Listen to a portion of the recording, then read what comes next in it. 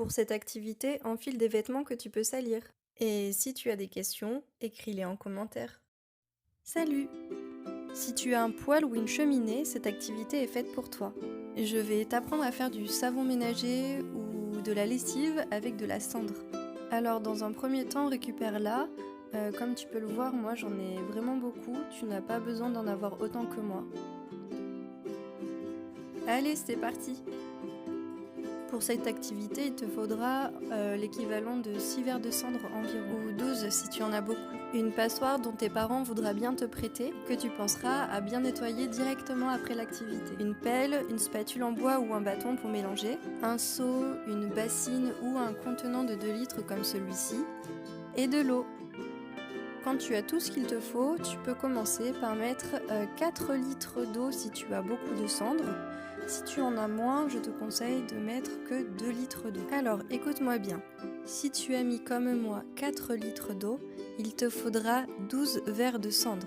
Si tu as mis 2 litres d'eau, il te faudra 6 verres de cendre. Donc, je remplis mon verre de cendre et je le verse dans la passoire. Et là, je tamise très grossièrement pour retirer le charbon. Ne te mets pas comme moi dans le sens du vent. Regarde mes collants comme ils prennent toute la cendre.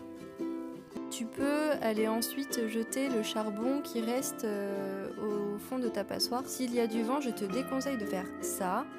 Voilà, parce qu'en fait, tu en mets partout. Donc une fois la passoire vide, après avoir délicatement déposé le charbon sur le sol, n'est-ce pas, tu peux continuer avec un deuxième verre et aller jusqu'à 6 ou 12 verres selon ta recette. Alors, ce qu'il est intéressant de savoir, c'est que la cendre contient en fait de la potasse.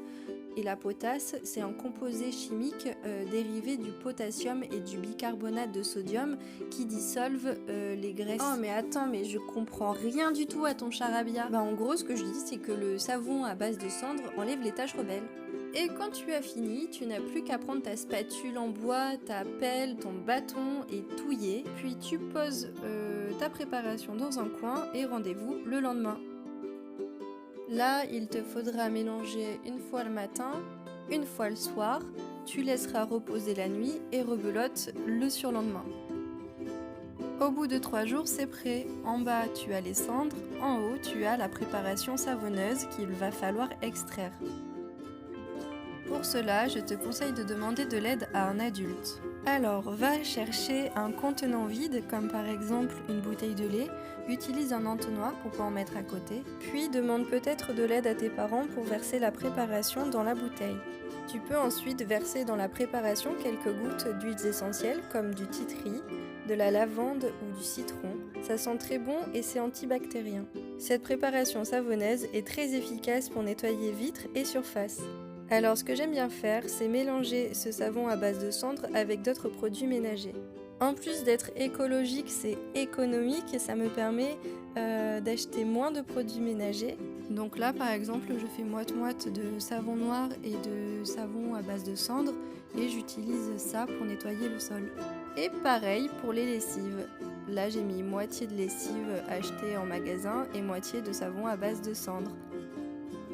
À bientôt!